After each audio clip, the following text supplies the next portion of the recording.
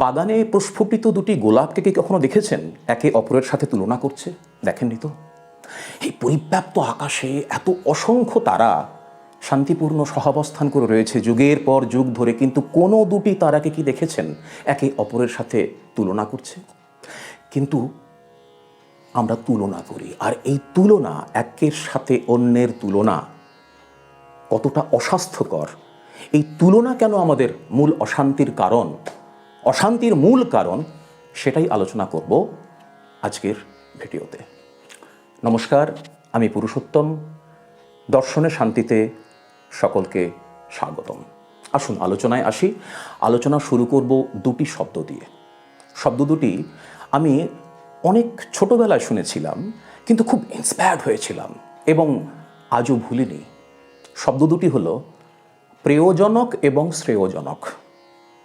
দয়া করে যেন ওই প্রেয়জনক শব্দটির বা শ্রেয়জনক শব্দটির আভিধানিক নির্ভুলতা বিচার করতে যাবেন না। শব্দ দুটির মধ্যে নিহিত যে ব্যঞ্জনা আছে সেটাকেই গ্রহণ করুন, কেননা অভিধানে প্রয়োজনীয় এভাবে আপনি দেখতে পাবেন। এখন প্রেয়জনক মানে হলো যেটিকে আমি আমার জন্য প্রয়োজনীয় বলে মনে করছি। আমার এই রকম একটা বাড়ি হলে আমার ভালো হয়, এই রকম একটা গাড়ি হলে আমার ভালো হয়, এই রকম একটি চাকরি হলে আমার সব বিষয়ে, মানে সব সময়ই মনে করছি আমার এই রকম, এইটি ইত্যাদি প্রভৃতি হলে আমার ভালো হয়। কিন্তু শ্রেয়জনক অর্থাৎ ঈশ্বর যেটি আমার জন্য সর্বোত্তম মনে করেছেন, আমার জন্য কল্যাণকর, আমার জন্য মঙ্গলজনক, যেমন যা কিছু আমাকে দিয়েছেন তাতে কিন্তু আমি খুশি নই। আমি যদি অপরের হাসি দেখে মনে করি যে ও আমার চেয়ে বেশি সুখী, অপরের সাফল্য দেখে যদি মনে করি যে আমি পিছিয়ে পড়ছি, অপরের প্রাপ্তি দেখে যদি আমি এক অপ্রাপ্তির দহনে নিজেকে পুড়িয়ে ফেলি, তাহলে আমার শান্তি আসবে কোত্থেকে? দেখুন, এক বিষয়টা হচ্ছে যে আমরা কিন্তু নিজের মাপেই নিজেকে মাপব, অপরের মাপে নিজেকে নয়।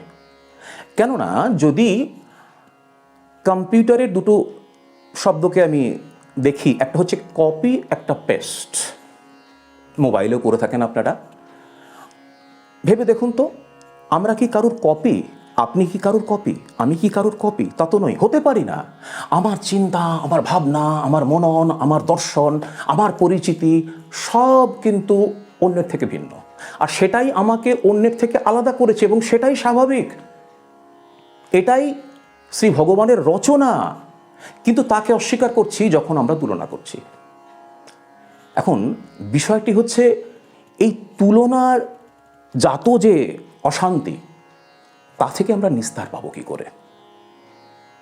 প্রথম কথা হচ্ছে আত্মস্বীকৃতি, দ্বিতীয় কথাটি হচ্ছে উপলব্ধি, আর তৃতীয় কথাটি হচ্ছে কৃতজ্ঞতা। অর্থাৎ উপলব্ধি আর আত্মস্বীকৃতি মানে হলো আমার মধ্যে, নিজের মধ্যে ডুব দিয়ে দেখা যে হ্যাঁ, এটা সত্যি আমার জন্য হিতকর, আমার জন্য মঙ্গলজনক, যেটি ঈশ্বর আমাকে দিয়েছেন সেটি যথেষ্ট ভালো, এটাই আমার পরিচয় বহন করে, পরিচয় তৈরি করে। আর সবশেষে কৃতজ্ঞতা, অর্থাৎ আসুন শ্রী ভগবানের প্রতি কৃতজ্ঞ থাকি এই ভেবে, এই মনে করে যে তিনি আমার সবচেয়ে ভালো কোনটা হয় আমার জন্য, তিনি সবচেয়ে ভালো বোঝেন, আর তাই তিনি আমাকে এটা দিয়েছেন। তাহলেই আর অশান্তি থাকে না। সারা জীবন কৃতজ্ঞ চিত্তে, আনন্দিত চিত্তে আমরা আমাদের কার্যনির্বাহ করতে পারব। এখন একটি ছোট গানের লাইন দুটি মনে পড়ছে।